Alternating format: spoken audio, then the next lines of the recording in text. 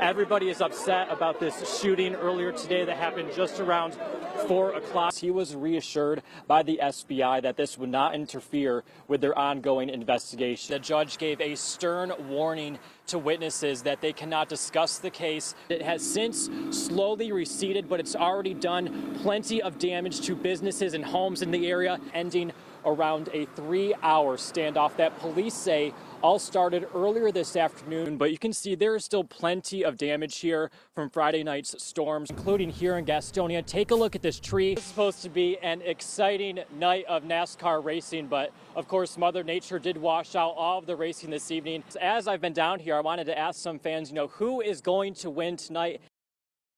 Justice was not served. Jill Young is frustrated that this man, Calvin Marquise Jones, was arrested, charged with felony larceny in connection to her stolen food truck, but then had his case dismissed 2 weeks ago due to lack of evidence. The first thing that came to my mind is crooked system. Jones, no stranger to the law, his criminal history, at least 14 pages long, with at least 4 theft-related cases dismissed by the district attorney dating as far back as 2004. I was like, wow, and he's a free man. Released from jail once again, even though his fingerprints were found on the side of the red food truck near where the generator was stolen. All that proves is that at some point the defendant touched that vehicle or that trailer. No matter how you put it, I don't care what you say, there's no reason why Calvin should have been touching our trailer. The Mecklenburg County District Attorney's Office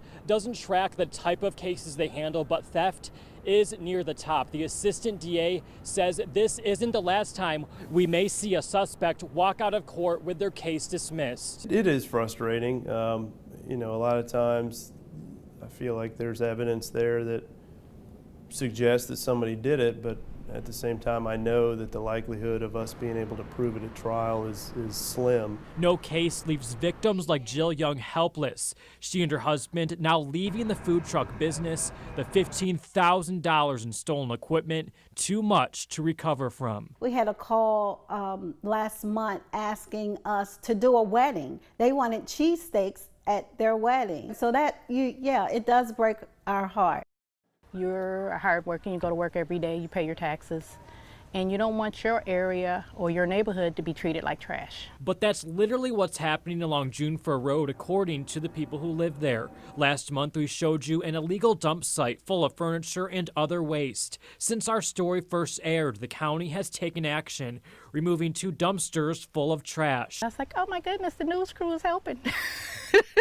As it turns out, Mecklenburg County officials have been monitoring the site from their office for years. And you can see lots of debris. So much trash in the past, it could be seen from Google Earth. The recent cleanup costing thousands of dollars in taxpayer money. We actually had to contract with a vendor to clean it up, and the vendor is treating this as hazardous waste. With the area clean once again, the county is taking preventative action.